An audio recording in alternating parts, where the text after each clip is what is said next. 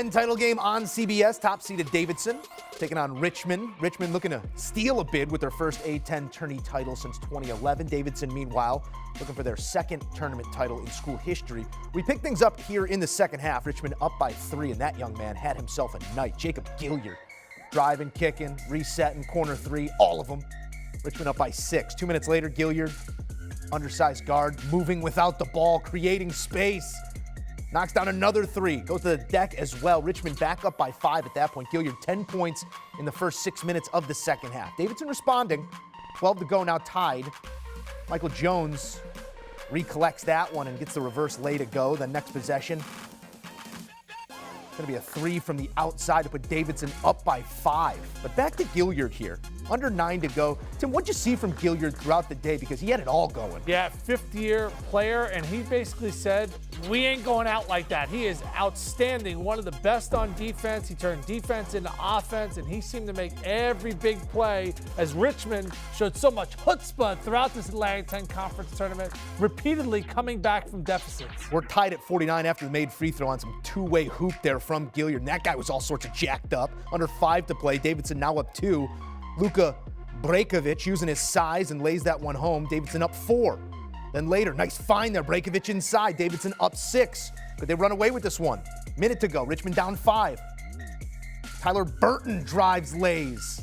+1. Richmond within 2 after the free throw. Oh, it's getting tight down the stretch. Now 25 seconds to go. Richmond down 2 with the ball. Matt Grace. This thing, anything but graceful. Look at him inside. Taking it to the body. Drop step. +1.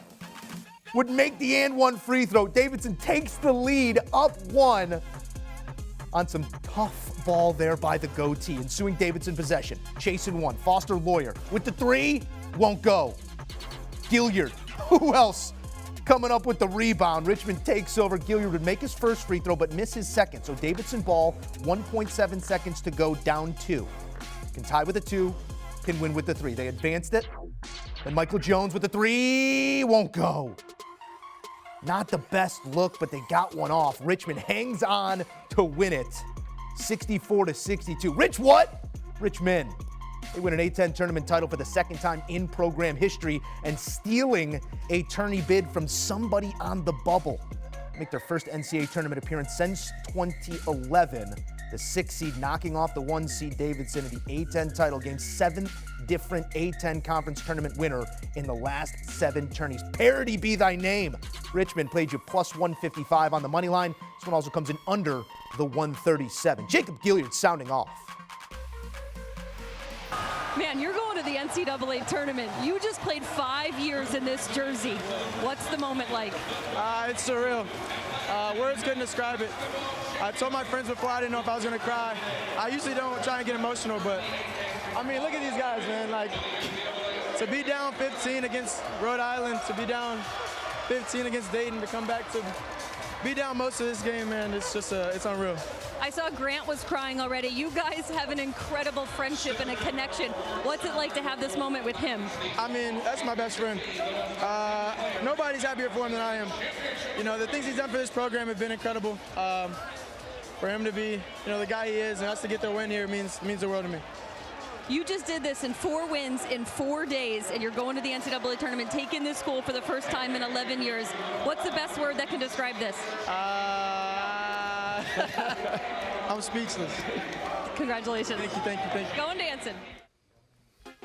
Great work, as always, by our Jamie Erdahl. TD, it can't go without saying here as we take a look at the resume, just how special it is to hear a 5th-year senior getting the job done in the biggest moment for his team. Still a place for that in college hoops in the age of one and dones. No, and especially doing it at the same school. Yeah. How many guys have jumped ship or thought that there were greener pastures in other places? Last year, Richmond went to Kentucky and knocked off the Wildcats. This team is talented.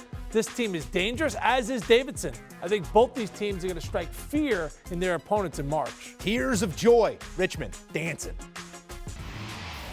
All right, let's break it down with CBS Hoops analyst Tim Doyle. TD, exciting action right down the stretch in the A10 title game between Richmond and Davidson. Coming into the day, Jerry Palm had Davidson in the field already. Richmond punches their ticket by way of the automatic bid here. We'll get to all the bubble implications in a moment, but your reaction to the outcome is what? Well, I found myself pulling for a Richmond team. I've called some of their games over the last few years. Even though I picked Davidson to go out and win this game, this is great from a business perspective for the Atlantic 10 Conference because now they're going to get multiple bids. Davidson, in my eyes, is safe, and I think in everybody else's eyes is safe. And Bob McKillop is looking to pull off the Triple Crown where he was Coach of the Year, regular season champ, and conference tournament champ. But Chris Mooney has done an outstanding job of building a program at Richmond, and his seat was getting pretty warm. And the fact that he was turning over his star players, Jacob Gilead, Grant Golden, they were fifth-year guys that, you know, once this roster turned over, they might have felt as an administration that, you know something, maybe we need a change of voice there. And, you know, coach's seats get warm. He's done such a great job, and his team responded.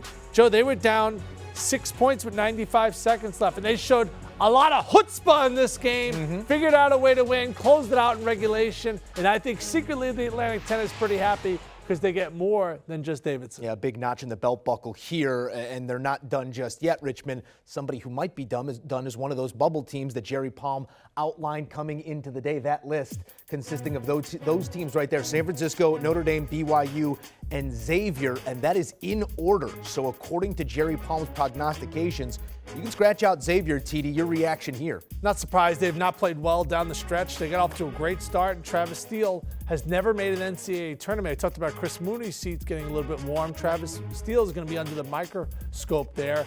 I don't think any of these teams deserve to make the tournament, to be honest with you. They did not do enough. Notre Dame had a ton of conference wins, but the ACC, what were they this year? I called BYU's game early in the season, and I left the arena thinking, how is that a team that was ranked? They were ranked 12th at one point, Musso, BYU, and now they're hanging on by a string. At least I have some sort of basketball realm because I go, if that's the 12th best team in college basketball, I don't know who's making the rankings. But they had a great win against Oregon to start the season, kind of right time, right place. I think anybody who's on the bubble, in or out, they could have done more. What Richmond did in that Atlantic 10 Conference tournament, win 4 games in 4 days, trail multiple games by double figures. Heck, they were down 14 in the second half to Dayton. They earned their way in. The teams that did not make the NCAA tournament are going to be on the outside looking in. Joe, they had so many opportunities to get over the hump. Do you want a sports network that delivers everything that matters about the game? The highlights, the picks, the instant analysis, no yelling, no fake debates, no politics. Hit the subscribe button and never miss a moment.